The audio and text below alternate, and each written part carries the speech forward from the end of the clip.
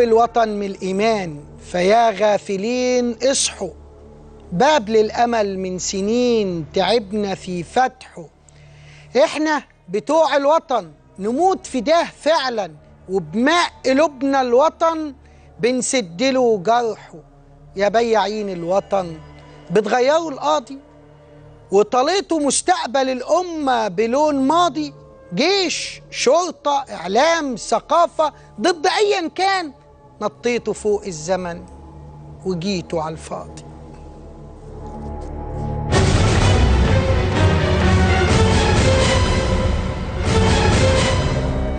النهارده زي ما وعدتكم امبارح هنتكلم على دور الإخوان وعلاقتهم بالأمريكان وبالاستخبارات الأمريكية تحديدا في الثورة المصرية، ثورة 25 يناير، وهو الدور الذي يحاكم عليه الآن بتهمة التخابر مع الأمريكان ومع حركة حماس. قلت لكم من فترة إن الإخوان بدأت علاقتهم بالأمريكان من فترة طويلة. وصلنا ل 2010 كان في لقاء في مكتب اللواء حسن عبد الرحمن رئيس جهاز مباحث أمن الدولة السابق، جمع بين محمد بديع و محمد مرسي العياط كان مسؤول الملف السياسي، وسعد الكتاتني بوساطة من سليم العوة اللي كان زي ما قلت لحضراتكم زي السمن على عسل مع جهاز أمن الدولة لحد ما قامت ثورة يناير. ركبها زي ما ركب غيره، حاول يخطفها زي ما حاول يخطفها غيره. الحقيقة في هذا الاجتماع قرروا كان 21 أغسطس 2010 قرروا يمنحوا الإخوان 45 مقعد في مجلس الشعب، وقرروا يمنحوا آخرين أيضا من الأحزاب الليبرالية واليسارية مقاعد. الأخ أحمد عز يبدو أن جهات ما، أنا مش متأكد من هذا الكلام، لكن ربما لما أنت عارفين الفولس فلاج في لعبة المخابرات العالمية، أن تستخدم راية زائفة، أن تستخدم ناس ناصحين أمناء قد يكونوا هم عملاء لجهات خارجية وهم يقدمون أنفسهم على أنهم ناصحين أمناء لك. يعني قد يقول لك أحد أصدقائك خد الطريق الفلاني، ويبقى الطريق ده هو عارف، أو حد قايل له صاحبك لازم ياخد الطريق الفلاني وانا فاهم في الامن قوي وخليه ياخد الطريق الفلاني، بس انا ما اقدرش اقول له لما تيجي منك انت صاحبه. يبقى اللي قايل له ده واللي هو واثق فيه هو اللي حاطط لك الناس في الطريق ده بيسموه في علم الاستخبارات الرايه الزائفه او الفولس فلاج. يبدو ان حد تحدث مع احمد عز في هذا التوقيت على ضروره ان يحصل الحزب الوطني او ان يجرب حظه في انه يحصل على كامل مقاعد البرلمان، وانه يجرب فكره الثلاثه في كل دايره. المهم خطا كبير جدا ومروع ارتكبه احمد عز، لانه ما كانش ليه الحقيقه علاقه بالسياسه من قريب او من بعيد. ارتكب هذا الخطا فادى الامريكان فرصه يواصلوا الاتصال بجماعه الاخوان المسلمين وبعض التيارات السياسيه الاخرى. التقى محمد مرسي العياط في شهر 12 وكانت الانتخابات خلصت مع العميل الاستخباراتي اللي هو هيقول له في التليفون ان انا احمد عبد العاطي هيقول له بره لما تسمعوا المكالمه، وهذه المكالمه برضه لانها التسجيل الكامل فيها موجود في القضيه، نحن عملناها جرافيك وجبنا لكم التفريغ الكامل ليها، وهي مكالمة حقيقية مسجلة بين عدة مكالمات الحقيقة من يوم 20 ليوم 26. في ايميل بعته بقى احمد عبد العاطي يوم 22 يناير لمحمد مرسي العياط بيشرح له تقدير موقف عن الحالة المصرية في ظل الثورة التونسية. الثورة التونسية كانت كان بن علي غادر القصر الرئاسي في 18 يناير. يوم 22 كان قاعد يوم 20 أحمد عبد العاطي مع مسؤول أول في جهاز الاستخبارات الأمريكي اللي واحد من مكتبه أو نمرة 2 بتاعه قابل مرسي العياط في شهر 12 2010، ودارت بينهم مناقشات طويلة هنشوفها في المكالمة اللي جاية. لكن الإيميل ده مهم لأنه بعته واخترقته أجهزة الأمن الدولة وجابت الإيميل اللي بناء عليه هو والمكالمات اتقبض على مرسي العياط يوم 27. عشان كده أنا لما رحت وقدمت بلاغ في مرسي العياط، كانت معايا الحاجات دي، وقلت اني مرسي العياط عميل للمخابرات الامريكيه، وقدمت هذه الاوراق وحقق معي 9 ساعات في 5/12/2012 وافرج عني بكفاله 5000 جنيه. الحقيقه في هذا الايميل قسمين، قسم بيتكلم عن المواقف الخارجيه يقروها ازاي، سواء الموقف الامريكي او الموقف الاوروبي تجاه تونس وتجاه ما سيحدث بعد كده في دول مختلفه، ثم تقدير موقف لمصر، ايه اللي ممكن يحصل والحكومه ممكن تعمل ايه، النظام السياسي الاخوان ممكن يعملوا ايه، وتقدير موقف بعد كده للحركة الإسلامية نفسها وفي مقدمتها الإخوان المسلمين يعملوا إيه بالظبط في الوضع لو حصلت ثورة في مصر يوم 25. ده بناء على تعامل مع رجل الاستخبارات الأمريكي في تركيا. نشوف الزملاء عاملين تقرير عن الإيميل دوت اللي موجود نصه من الإيميل الأصلي في أوراق القضية، ومعنا نص الإيميل ممهورا بختم المحكمة، ختم النيابة العامة. نشوف ونرجع نناقش. عندما نفتح أوراق القضية رقم 124 لسنة 2013 المتهم فيها بالتخابر محمد مرسي العياط و35 آخرون، رسالة بالبريد الإلكتروني أرسلها المتهم 31 أحمد عبد العاطي إلى المتهم الثالث محمد مرسي يوم 22 من يناير لعام 2011، وتضمنت الرسالة ورقة بعنوان تقدير موقف عن الحالة المصرية في ظل الثورة التونسية، تم تقسيمها ل3 أجزاء. الجزء الأول بعنوان أهم المواقف الخارجية التي ينبغي قراءتها بدقة، وفيه تحدث عبد العاطي عن الموقف الأمريكي والموقف الأوروبي تجاه ثورة تونس، وانعكس ذلك على تزعزع ثقة الغرب في الأنظمة العربية، واعتبرها خطوة مهمة للبناء على العلاقات القائمة مع الغرب منذ فترة ليست بالقليلة، وطلب توصيل رسائل محددة للخارج ضمنها أن السيناريو التونسي يمكن جدا تكراره على مدى أوسع وأخطر في مصر، وأن الجماعة تقبل الحفاظ على مصالح الغرب ما لم تصطدم بمبادئ الديمقراطية. أما الجزء الثاني فكان بعنوان أسئلة داخلية لتقدير موقف الحركة الإسلامية وخلاصة للتعامل مع الحدث، وفيه وجه عبد العاطي تساؤلات لتقدير موقف الحركة الإسلامية، بينها استفهام عن مدى تناسب حالة الثورة مع خطط الحركة وقتها، وسؤالا حول إمكانية تجنب الثورة والضغط على النظام للحصول على مكتسبات للحركة، وطلب أن يكون موقف الجماعة غير معلن بوضوح كامل لتحسين الموقف التفاوضي مع النظام. وفي خلاصة تقدير الموقف الذي أرسله عبد العاطي لمرسي، طلب منه المسارعة بفتح حوار مع الغرب بمسارات قوية وفاعلة لإحداث ضغط خارجي والاستعداد للتضحيات.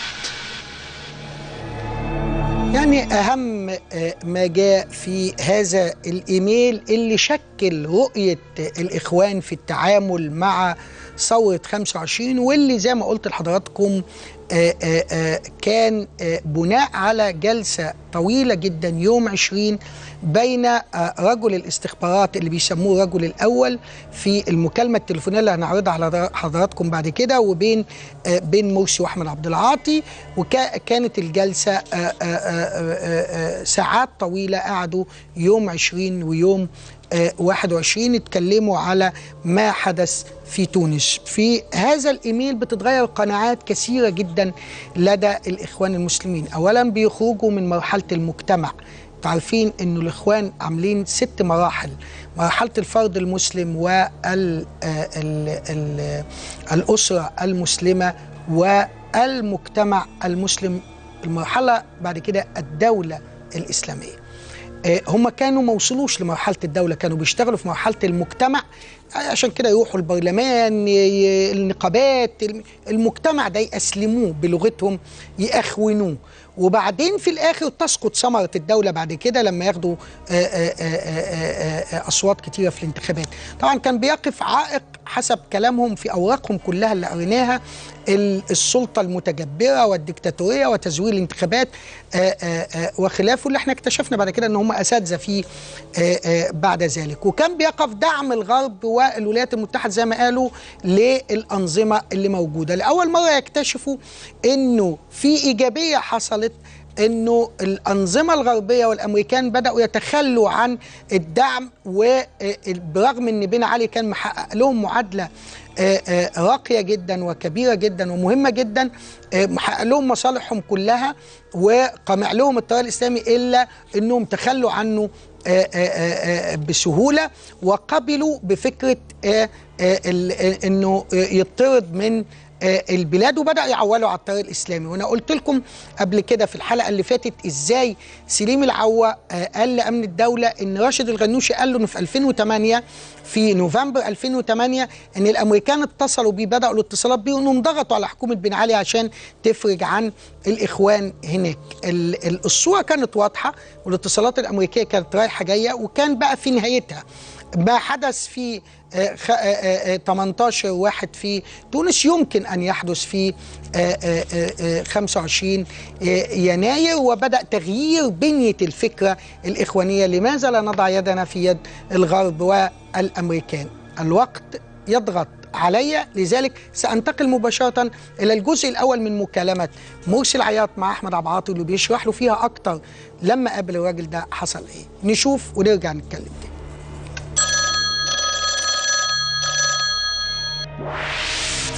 هو انا شفت الراجل ده امبارح، الراجل ده رقم واحد. هو ده اللي انا قابلته هنا؟ لا، ده رئيسهم. بس هو عنده فكرة ان حد جه هنا وقابلنا.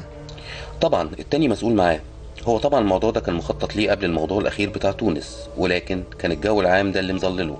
فهو بالنسبة للرحلة الاخيرة للراجل اللي جه عندكم دي واضحة المعالم جدا، وما حدث فيها واضح، وهو مرره لاكتر من حد، وخاصة الناس اللي عند فؤاد وكده. وبعدين هم بيقولوا انتوا ناويين على ايه او ماذا ستفعلوا؟ بالنسبة لدلوقتي ولا اللي تم من شهر؟ لا، للاتنين.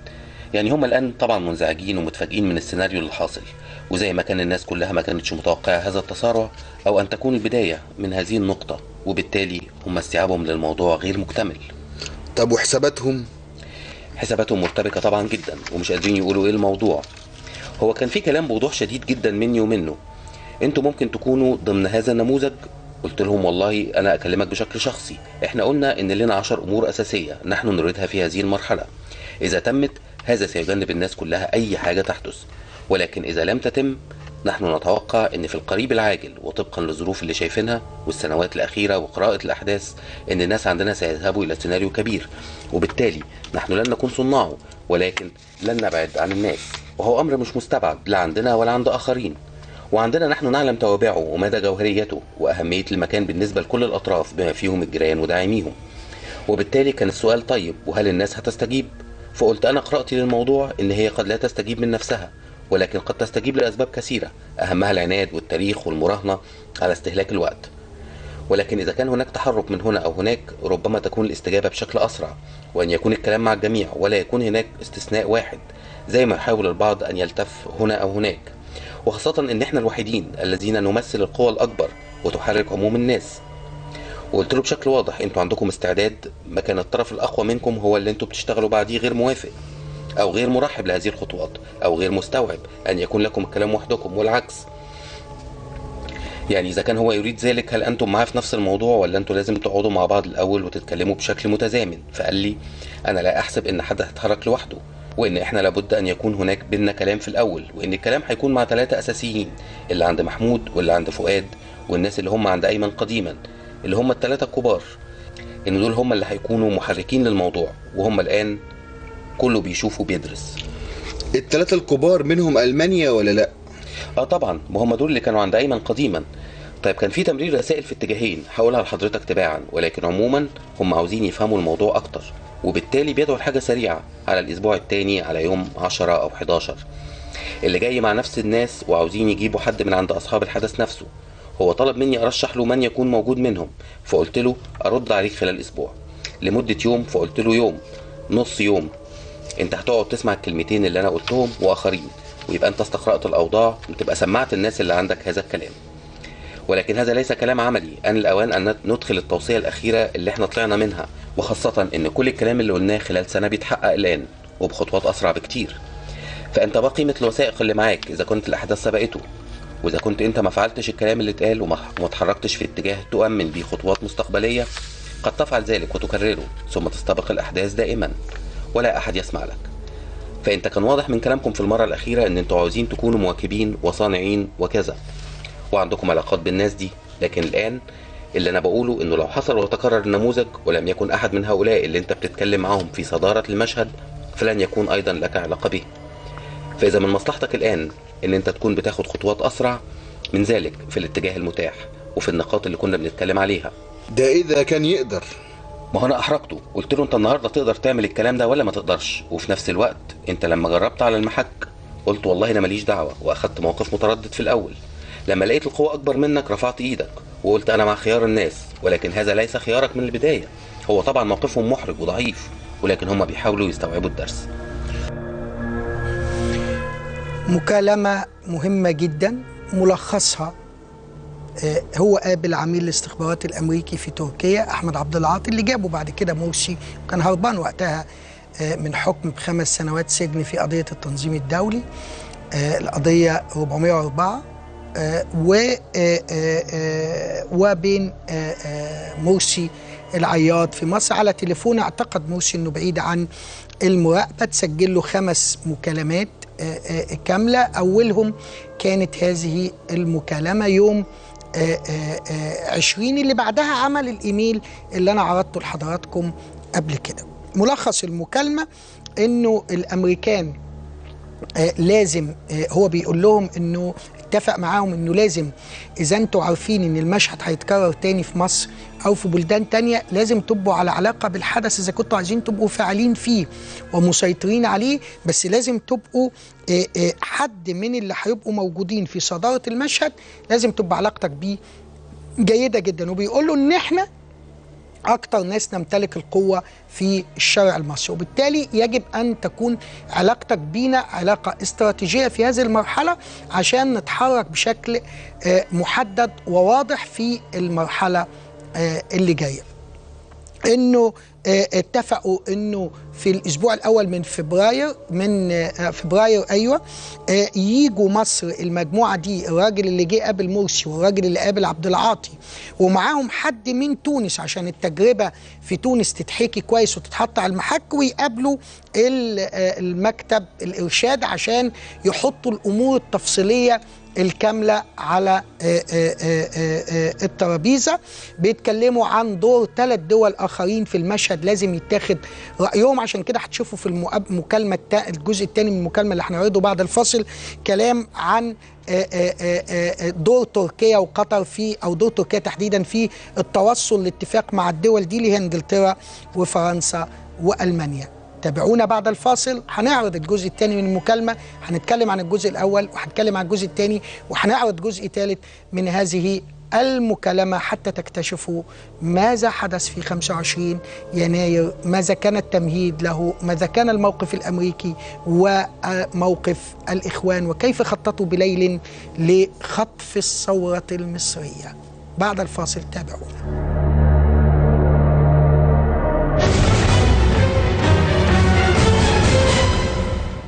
شفنا الجزء الأول من المكالمة اللي هي المكالمة الأولى اللي استمرت 17 دقيقة بين أحمد عبد العاطي وبين محمد مرسي العياط، واللي بيتكلم معاه فيها عن لقائه بأحد كوادر المهمة اللي بيسميه الرجل رقم 1 في جهاز الاستخبارات الأمريكي، واللي غير وجهة نظر أحمد عبد العاطي خالص في قضية المشاركة في ثورة 25 يناير وشكل المشاركة. هنشوف الجزء الثاني دلوقتي ونعلق عليه. طيب بالنسبة للي حصل هنا، هم شايفين الحدث لكن مش قادرين يقولوا اعملوا ايه. طيب مين اللي عمل ما يعرفوش؟ لا، ما قالش حاجة زي دي. مش عارفين يعني، او عارفين وما بيقولوش؟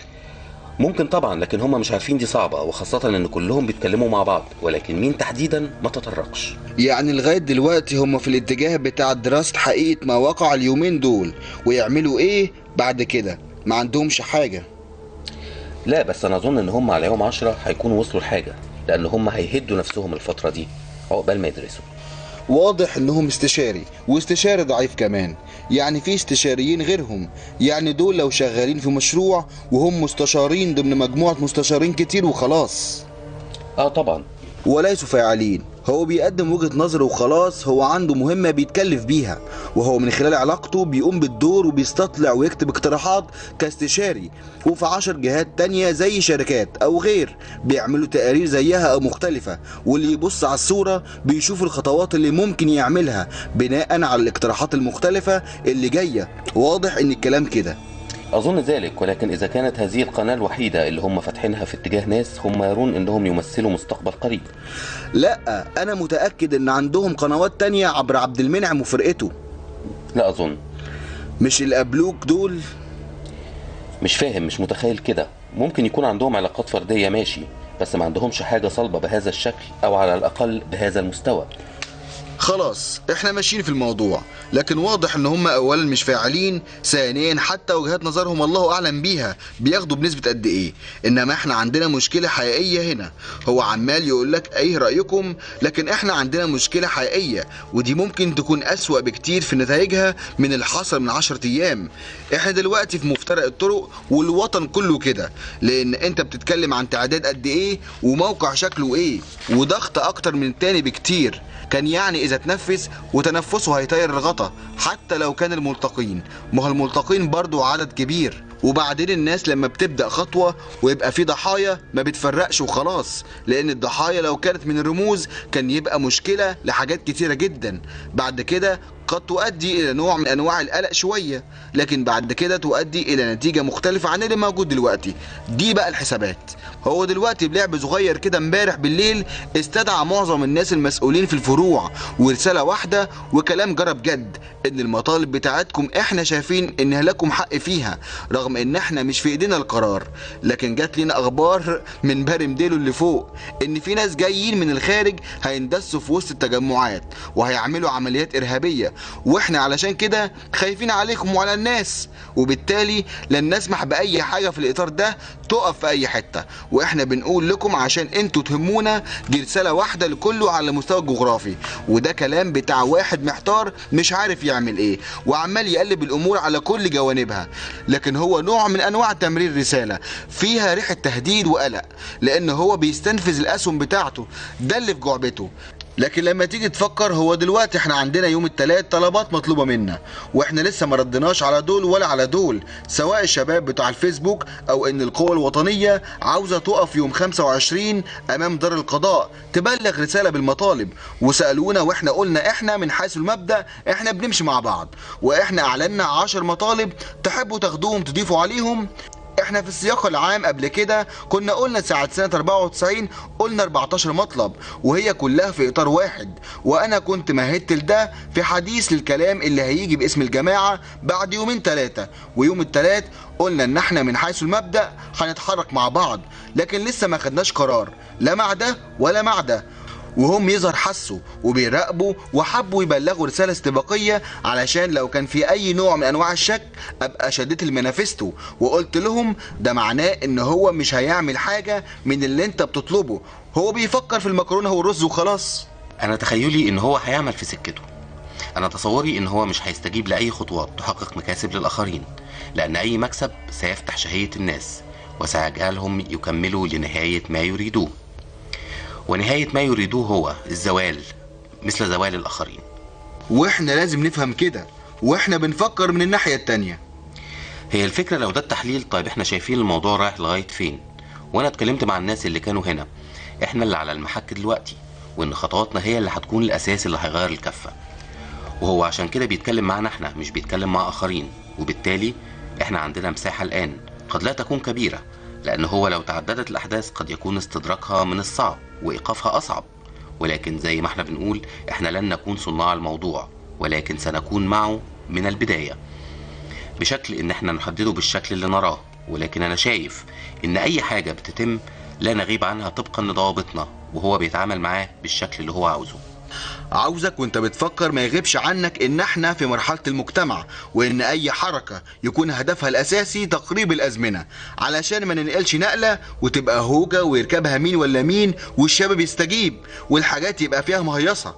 احنا زي ما قلت لك في نفق ضيق، لانه اذا ادت الاحداث الى الانتقال عبر مراحل ما هياش مخطط ليها جيدا في منهج التغيير بتاعنا اللي احنا كنا شايفين ان هو ده الاجدى في اي شيء، يبقى احنا خسرانين اكتر منه كسبانين. صحيح، بس هو اي اتجاه احنا بنتحرك فيه بيقول ان هذا السيناريو قائم لا محالة، بمعنى ان في شكل تغيير هيحصل سوء من خلال الضغط. بس نسبته قد ايه؟ هو ده الكلام. او من خلال ان الاطار نفسه انفك، وانا في نفس المرحلة اللي انا بشتغل فيها عشان احقق اهدافي. لابد زي ما قلنا في عام 2005 لابد ان يكون لنا مكان، وان اي حد يجي مدى قربه او بعده مننا يبقى عامل حسابه ان في هناك رقم صحيح كبير، وان له احقيات بيحطه في اعتباره وهو بيتحرك. وان كان ده الاستنتاج لابد ان يصل للجميع، سواء اللي بيقف جنبي او اللي بيقف امامي، انما انا كده متحرك. خلاص، بس وانت بتدرس التاريخ لازم يبقى الكلام واضح كتير على عام 2005 اللي اوجد تبعات حرية الانتخابات في المرحلة الاولى ونص التانية، هو المظاهرات اللي كانت في شهر 5. بالظبط، احنا الان في سيناريو متكرر ولكن تحت قنبلة دخان عنيفة جدا، والناس كلها بتوصف، وبالتالي لو ما اخدناش اكبر قدر من المكتسبات خلال الفترة دي مش هناخده تاني. الناس دول مفيش عندهم اي نوع من انواع المعلوماتية عن الحالة هنا في الاطار اللي احنا فيه دلوقتي. اكيد عندهم، ولكن قد لا يكون هؤلاء واحنا ممكن نفكر بطريقة مختلفة منه. هو الذي يمثل يعني من ضمن التفكيرات اللي فكرت فيها ليه جيراننا هنا زي ما بيتحرك لا يكون من الآن أن يكون قناة تتكلم عن المستقبل عبر الأطلنطي ولا إيه؟ لا هنا. ده الجزء الثاني من المكالمة اللي بين أحمد عبد العاطي وبين محمد موسى العياط. في المكالمة زي ما انتوا شفتوا بيتكلموا عن ان امن الدولة استدعوا مجموعة الفروع وقالوا لهم ان في ناس هتدخل من على الحدود وناس هتعمل عمليات عنف، وان احنا بنحاول نجنبكم. كان في محاولة لتوصيل رسالة محددة ان احنا كاشفين المشهد.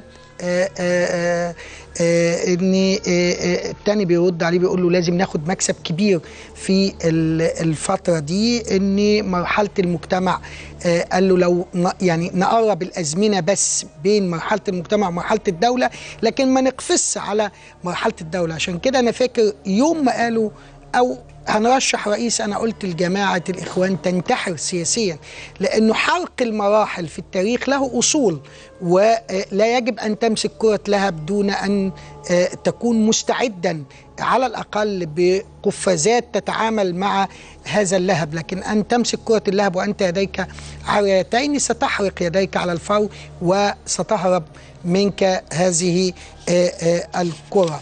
الحقيقة المكالمة لازم تتفهم على بعض، بس أنا بحاول أقطعها وأحاول أوصلها لكم بشكل بسيط عشان تحاولوا تستوعبوا معنا. هي شرحة نفسها في الآخر. نشوف الجزء الأخير من المكالمة الأولى يوم 20 يناير 2011 بين موسى العياط وبين أحمد عبد العاطي، ونرجع نحلل المكالمة ككل. ما احنا قبل كده سألونا الأصدقاء قلنا لهم مفيش مانع وما حصلش حاجة. سألونا من سنة هل تحبوا أن يكون لنا دور في الموضوع ده؟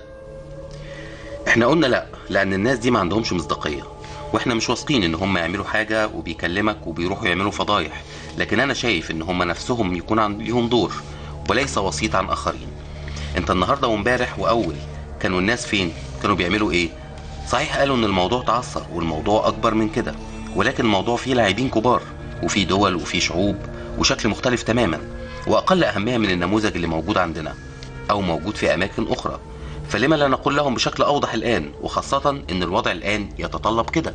مش عارف بقى بتوع أبو الوليد يعرفوا كده ولا اللي عندكم رجب يقدروا يعملوا كده؟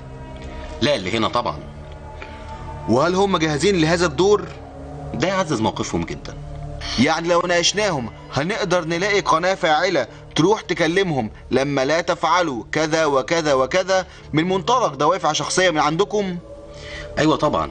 يعني لو جبنا الناس اللي كنا قاعدين معاهم وجينا كلمنا الراجل المنظم بتاع الموضوع، قلنا له احنا عاوزين ميعاد معاك عشان فلان وفلان يتكلموا معاك في امور هي اقرب ما تكون الى ما تريدون، فعاوزين نحدد لهم ميعاد من الان في حدود اسبوع ونروح نقول لهم على الموضوع. هو ممكن في حد يقابل الكبير؟ اه طبعا ممكن جدا. رجب كان معاه من 3 ايام، شافه وقال له تعالى لي، بس بيتكلموا على حاجه داخليه، بيتكلموا على الخواجه. هو ما قاليش تفصيلا على اللي حصل وبس، وخلص معاه وجي قعد معايا، فالموضوع ليس بعيد، وجي مبسوط جدا وبيقول لي الراجل على ما تركناه وهو الان شايف في تكتلات كبرى، فايه المشكله؟ خلاص نحطها في الحسبان. احنا عندنا قعدة قريبة قوي هنقعد نشوف، وممكن نقول ان دي حاجة نحطها في الحساب علشان نعرف نتحرك. ونشوف مين اللي يكلمه. ما يهمنيش مين اللي يكلمه، بس هل هو هيقعد معاه؟ حتى على الاقل ان لم يقوم بفعل سيكون حريص على ان يسمع وانت رايح فين وجاي منين. على الاقل ينصحنا. الراجل قال له الناس كلها كانت هنا وهم بيهدوك السلام، وان احنا كنا مش عارفين مين هنا ومين هنا على حد قوله طبعا، وانا اصدق انه يكون قال لك ذلك وهو ارسل سلام. ما استنكرش الوجود؟ لا طبعا، ما هو لو مش عايزك مش موجود هيعمل اجراء استباقي من الاول ويبعت لك رساله. طيب بخير، فكر معانا ونتواصل، ولو عندك حاجه ابعتها لي الصبح. خلاص. مين من عند الناس ممكن نقول له؟ ولا كلم ايمن هو ادرى بيهم؟ على ايه؟ من عند راشد، هم عاوزين واحد يبقى موجود. ولا فيهم حد؟ بس خد بالك ما زالت رموزيه الاشخاص عندهم مهمه جدا. بس انا رأيي لو هتعملوا حاجة زي كده شوفوا حد من ورا راشد بعيد عنه. راشد ممكن يفسد اي حاجة، ممكن يبقى في الصورة بعد كده، بس لو عاوزين حد ياخد ويدي ويتكلم ويعرض ويقول احنا موجودين وازاي تصورنا، يبقى مش هو. واظن في حد موجود بالشكل ده. معقول 1 أو 2 موجودين عند محمود؟ هكلم ايمن، هيبقى هو ادرى بيهم. ايوه، هو اخونا اللي جنب ايمن مش من هناك؟ لا، من المغرب. هتلاقي ايمن عارفهم كلهم، وخلي في تنسيق مع ايمن على طول، وشوف لو كان ليه وجهة نظر في اللي احنا فيه ويبعت معاك حاجة يبقى كويس. ماشي. لان الاعتبارات كتيرة جدا، واحيانا بعضنا مش بيركز في الموضوع. الدكتور مش عارف قالك ولا لا، هو 50% على الاقل بره التركه، 25% بيشتغلوا في حته صغيره وبس، ودي حاجه مزعجه ولكن لا تناسب حجم الملفات والتحدي الموجود. فاذا كان هذا هو الحاصل وتغييره من الصعوبه، يبقى انا عندي حاجات نوعيه. علشان كده احنا بنتشاور في اطر متعدده، وبعدين بنروح الدايره نفتحها بتفاصيل ونبدا نتحرك بتفاصيل ما تعرفهاش الدايره وخلاص. هنعمل ايه؟ ما زلت ارى ان الناس اللي عند ابو صالح ويحبوا ان يكون لهم داخل الاطار العام المرسوم شيء. طاهر وكده؟ لا لا لا، الناس الاصليين، اهل البلد الكبار. عندهم 3 اطراف في المعادله يمثل العصب في الموضوع: المال والساسه والاعلام، وانا متخيل ان صناعه الحدث الاخير ده هم اللي ساهموا فيه. عارف الشيخ قال حاجات بلاش كذا وبلاش كذا، هو جاي عندكم كمان كام يوم ويمكن ان يكون نقطه اهتمام. احنا بنهتم بس مش عاوزينه يدلو بدلوه. هو بس الفكره ان هو ممكن يمثل خطوره في الفتره القادمه. لا، البعض يمرر له امور وملفات هو يتبناها وهو ليس محللا وليس متعمقا في هذه الامور. عارف مفيش غير الواد عصام. لا، ممكن من يكون القريب منه مذاكر. طيب ما هو ابو صالح موجود. دول ناس ما تراهنش عليهم، لا افق ولا استعداد، انا اتعاملت معاهم كتير. هو عاوز حد يتعامل معاهم على فترات قريبه. ده متاح؟ ايوه، ليه لا؟ انتقي حد يا اما قريب من المنطقه هناك. حد كبير؟ ما هو ممكن حد من الكويت يروح، ممكن صلاح عبد الحق، ما هو موجود بتاع ال65، او مصطفى. ممكن وتيجي واخده من ايده واوديه. هتترتب بسرعه. طبعا كمية رموز وكمية لوغاريتمات تحتاج إلى ساعات لكي نفسر هذا الكلام. أنا هدي بعض المفاتيح، والناس لما تسمع ده على اليوتيوب أو على الفيسبوك او بتاع تركب الرموز، اعتقد ستتضح بعض الحقائق. واحنا بنتكلم كمان في الايميلات الكتيره بتاعت خيرت الشاطر وبتاعت عصام الحداد وبتاعت محمد مرسي وبتاعت اسعد شيخه وبتاعت الناس دي كلها في مئات من حلقات في الاسبوع القادم عن الاجتماعات اللي تمت واحضرها حماس واحضرها بتاع الاجتماعات اللي تمت في تركيا. هتتفكك الرموز دي كثيرا. لكن مثلا احنا قدام 3 رموز اساسيه: ابو الوليد اللي هو خالد مشعل رئيس المكتب السياسي لحركة حماس، رجب اللي هو الراجل الكبير رجب طيب أردوغان رئيس الحكومة التركية، الناس أهل البلد الكبار اللي هم بيملكوا المال والسياسة والإعلام هم قطر، الحكومة القطرية والأمير القطري الأمير حمد آنذاك، واللي كان بيخطط معاه وعايز يبقى ليه دور في المشهد من خلال المال ومن خلال السياسة والضغط السياسي ومن خلال الإعلام، وإنه يعني بيلح قوي في طلب الدور. تركيا هيبقى ليها دور في توصيل الإخوان بعد كده للغرب وبالتحديد ألمانيا وإنجلترا وفرنسا. كلام على محمود، هو محمود هفتكر لكم اسمه، ده ماسك هيئة إعلامية في إنجلترا وبيتولى المشهد في إنجلترا وليه علاقات كبيرة هناك. فؤاد ده في فرنسا كان مسؤول الإخوان في فرنسا، وكل دي فؤاد ده اسم حركي.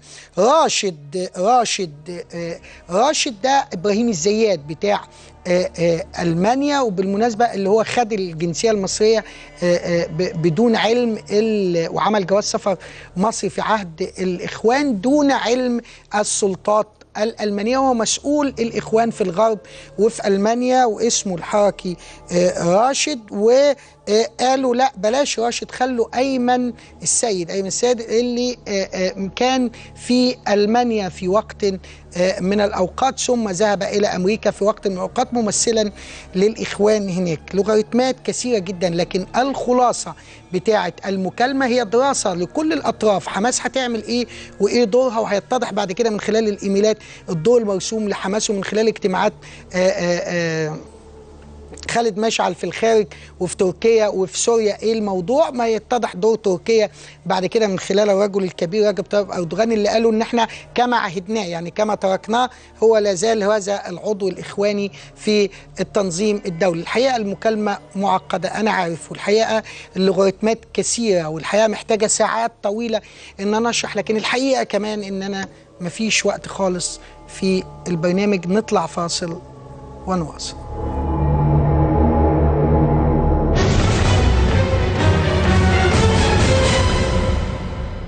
زي ما قلت لحضراتكم المكالمة في أجزائها ال3 بترسم استراتيجية جديدة للتعامل مع مشهد 25 يناير من خلال مقابلات تمت بالفعل مع ضباط من جهاز المخابرات الأمريكي. القرار طبعا كان في البيت الأبيض، لكن دول مستشارين كانوا لازم يوصلوا القرار. الإخوان قالوا لهم إن احنا عنصر كبير في المعادلة، رقم صحيح يجب التعامل معانا ونحن المستقبل، والمشهد من غيرنا من غير ما تتعاملوا معانا هيبقى ملكوش علاقة بالمشهد. بعد كده بدأ يدرس الإخوان طب معانا الأمريكان فاضل الاتحاد الأوروبي، بدأوا يبعتوا رسائل عن طريق تركيا لألمانيا وفرنسا وانجلترا عن طريق عناصرهم اللي موجودة سواء إبراهيم الزيات أو أيمن السيد أو غيره. على الجانب المقابل كانوا بيخططوا مع الجيران خالد أبو الوليد خالد مشعل والآخرين اللي موجودين هناك كيف سيساعدوا في هذا المشهد بتعليمات إخوانية وبتعليمات من الإخوان. الحقيقة سرع من دخول حماس على الخط القبض على 36 عنصر من الإخوان يوم 27 ورصد هذه الاتصالات، وده سرع. كان المفروض يدخلوا المشهد بعدين شوية، بس كان لازم الناس دي تطلع وهتلاقوا في اقوال الشهود ضابط امن الدوله اللي ماسك سجن وادي النطرون وهو بيدخلهم السجن، هتشوفوا ده في اقواله بيقولوا له على فكره احنا بكره او بعده بالكتير طالعين وهنمسك الحكومه، الثوره دي هتنجح واحنا فاعلين فيها ومخططين لكل شيء، وخلي الكلام ده رهان بيننا. فوجئ هو يوم 29 ويوم 30 بخروج الاخوان. كل ذلك سنشرحه لان هذه القضيه تشرح تاريخ ما حدث من يوم 25 يناير وما قبله والاستعداد ليه وحتى هذا اليوم وما يخطط له الإخوان، وحتى 30/6 وما خططوا له في رابعة وفي النهضة وفي ميادين أخرى كثيرة. قضية القرن بحق وحقيق هنواصل فيها الكلام في الأسبوع القادم. ألقاكم على ألف خير ومحبة.